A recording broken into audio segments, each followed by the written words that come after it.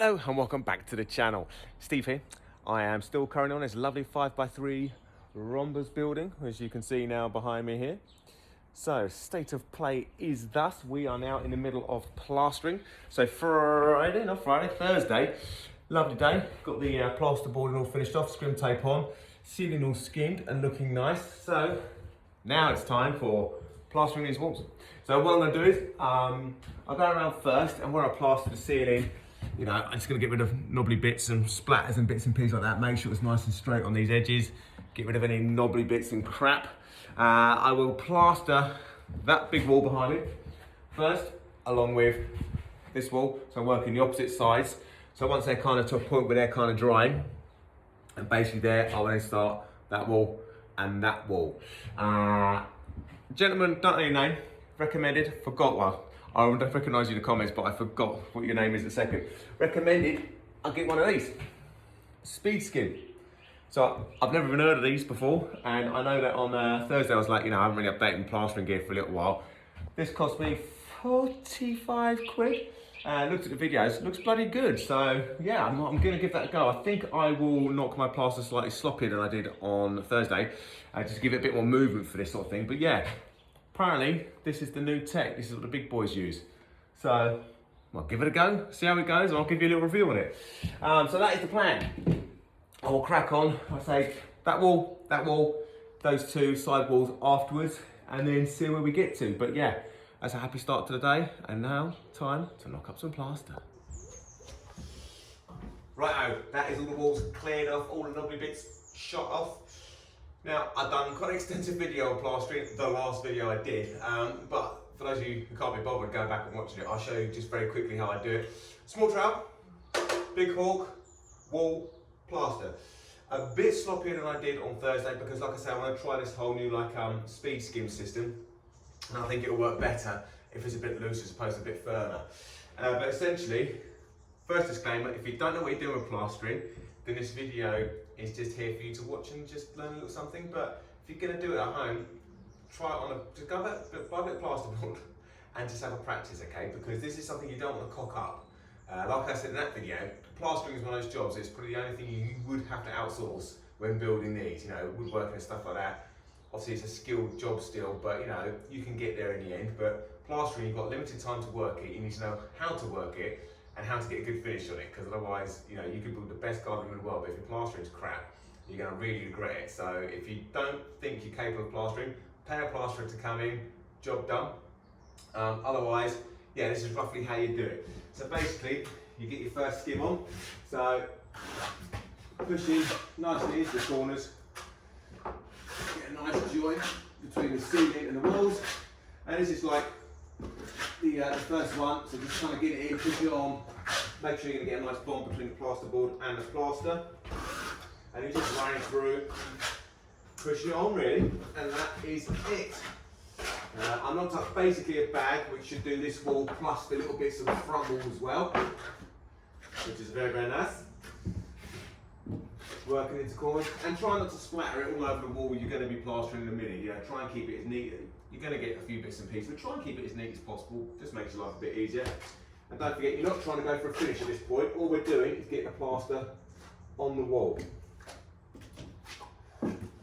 Working it into all these lovely little spaces. It's quite a therapeutic job if you know what you're doing and you've got plenty of time, you're not under any pressure. Like first thing in the morning is perfect because I could just work it. I'm not thinking, oh crap, you know, it's like 2 o'clock in the afternoon. When I'll be able to get it dried and set before I need to go home. So yeah, timing is quite key for this sort of thing.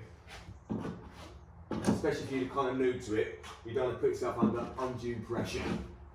You're trying to focus and trying to get it right. Because like I say, if you get it wrong, it's a total ball ache.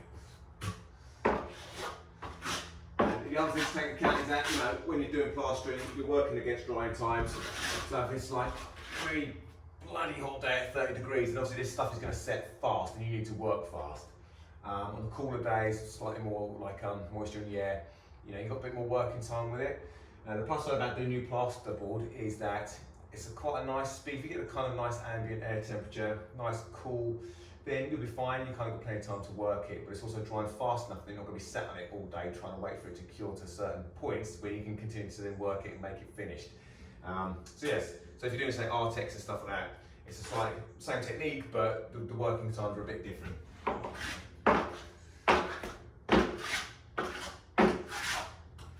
And the broader bits are the easy bits to kind of get it on. These bits you're going to sort of work it, play with, make sure you get it right into the corner, right up into that joint. And now you kind of get the feel of why we've got scrim tape going up and around the corner, because you can see where the plaster has pinned it all there and this one goes there. That will just really help prevent cracking and stuff in the future. Not everybody does it, everybody should. It's just good practice.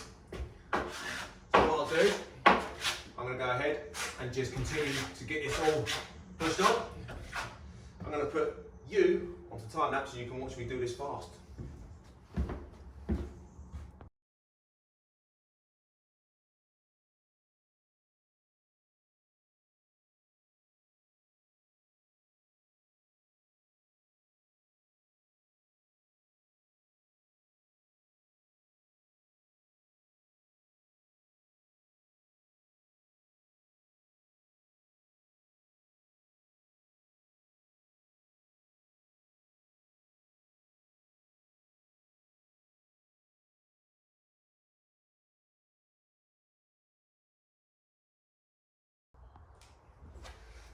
That was bloody swift. Right, so I've never used this tool before, so I'm going to do it live. This is it. We're going to have some of this.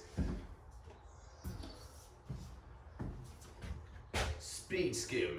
Oh yes, I like the name. Take that off first.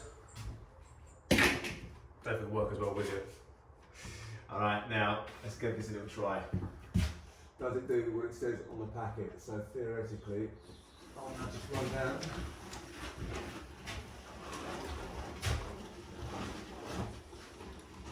Dang, I like that. Ah, look at that. Ooh, very nice. You see what I mean? Because it's a bit sloppier, not as firm, this thing allows it to now move. That gets into that corner nicely as well. Ooh.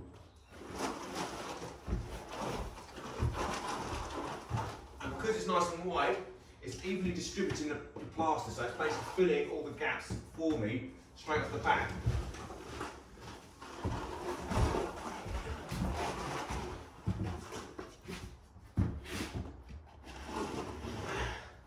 Yeah, I like it. You should get one.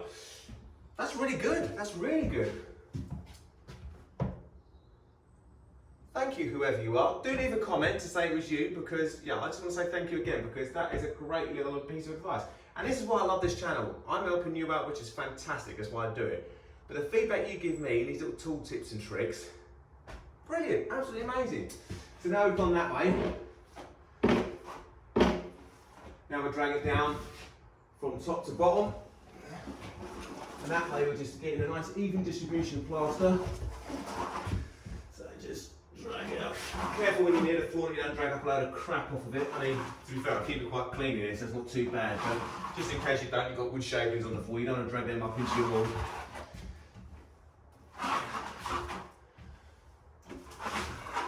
That's flipping brilliant.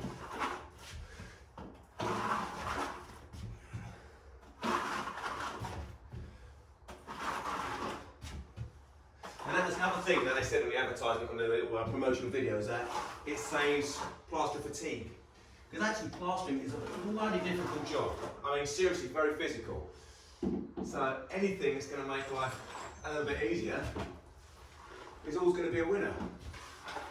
And I don't plaster every day, obviously, but for those who do, I can see this being an absolute no bloody brainer. And the other good thing about these, they come in different sizes. I think they come quite big, so you can get one that's like, is it 1.5 meters? So if you're doing a big ceiling, you can whip the whole thing.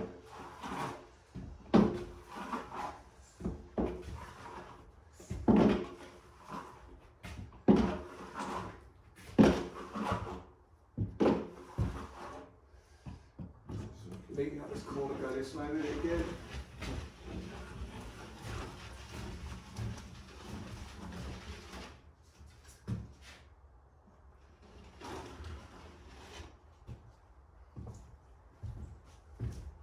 Yeah, no, really, really like that. big respect to the guys who can't this one. But like I say, I'm a temporary plant, I don't do it all day, every day, but that, I hope that looks as good on video as it does in real life, because yeah, that's fantastic. So what we'll do is now we'll let that set and go so it gets a bit harder, and we'll start working it as we go. But in the meantime, I'll get the front wall done. So you're going back on time lapse.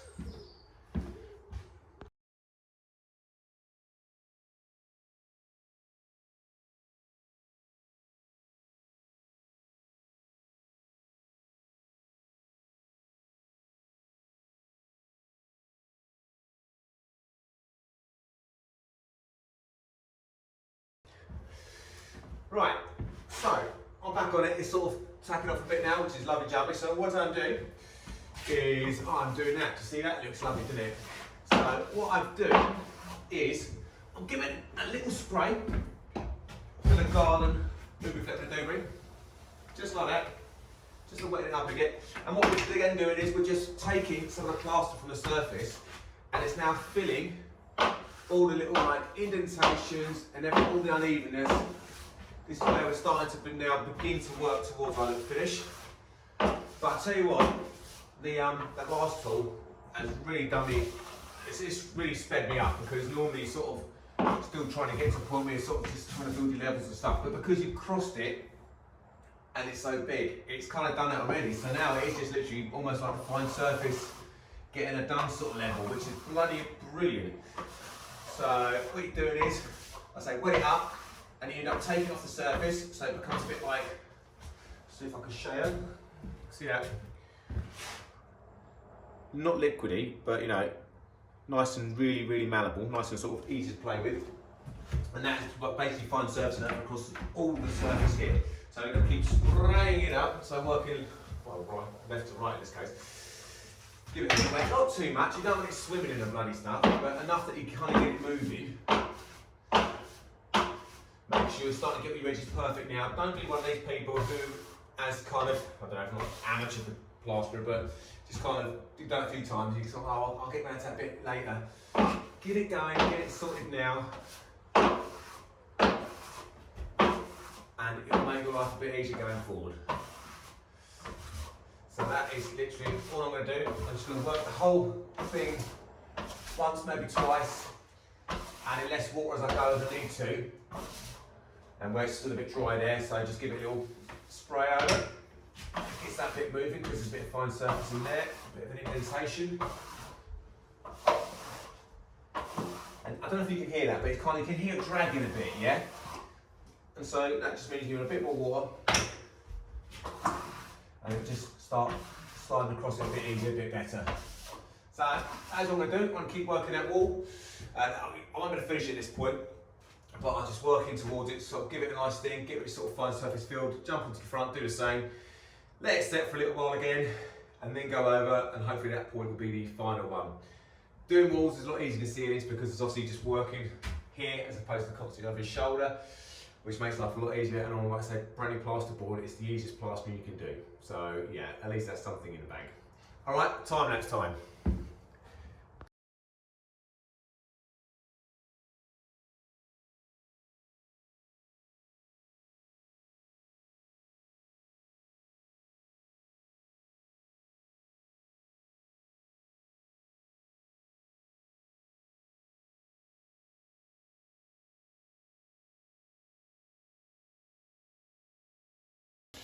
Right, let's give you a little close up so you can kind of see a bit more. When I'm saying fine surface feeling and stuff, you guys are going to go, oh, see what they've been talking about.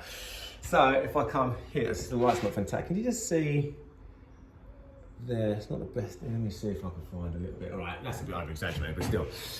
You can just see in there, yeah, a little like crevicey bit. Yeah, so as it becomes sloppy across the surface as you wet it, it then drags plaster from across here and then fills that hole. So what you're essentially doing is just making a much neater, much nicer finish over the whole thing.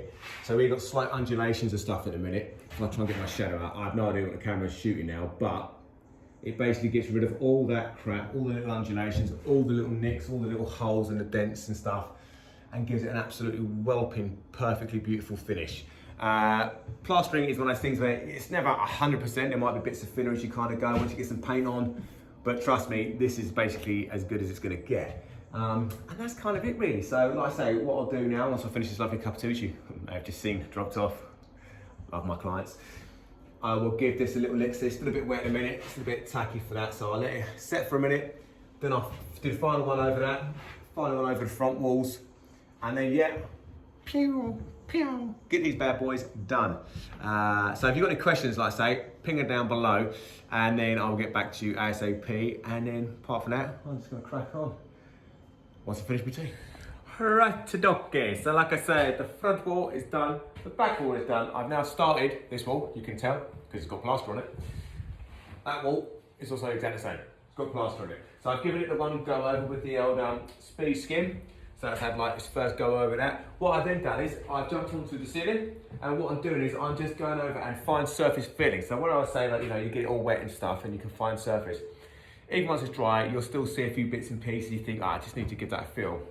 Or you might not, depending on, you know, how nicely you want to finish it. But what I do is I just run around with a bit of the old pre-knocked up polyfiller, one fill.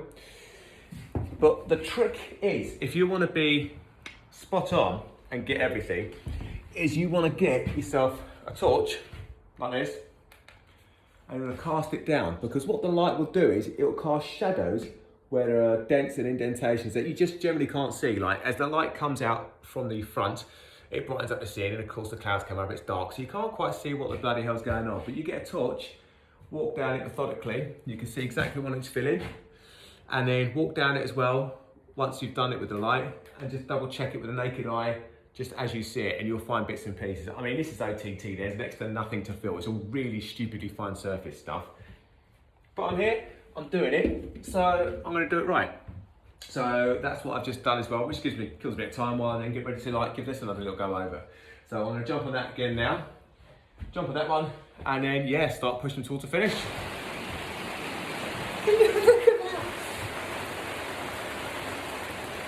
Seriously, comment below, what the is going on with the weather in a minute?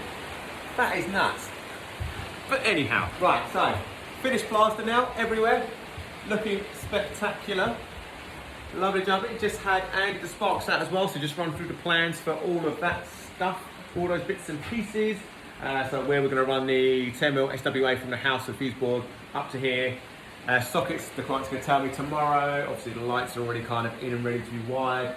So yeah, so it's a nice little conversation, just good for him to get his eyes on it. So he'll be back at the end of this week, and that can start getting pushed on as well. But for myself, tomorrow is going to be painting. So ceiling, walls. I'm not going to tell you the colour. You have to tune in tomorrow to find out what it is, or well, I should say what they are. Yeah. Top tip, you would have seen this colour in my videos before, because it's extremely popular at the second, and it's flipping gorgeous. And the colour that it's getting paired with, I've used that a million times, and that is gorgeous. It's going to look flipping astounding in here. And I know people say, well, you're just saying it because the client sees the videos and stuff. It's not. I honestly, I would have what they're having in a heartbeat. So yeah, tune in tomorrow to find out. But if you like what you saw, don't forget to like, subscribe, hit the bell icon. Any comments, ping them down, I will get back to you. Yeah, and I shall see you tomorrow. See you later, guys.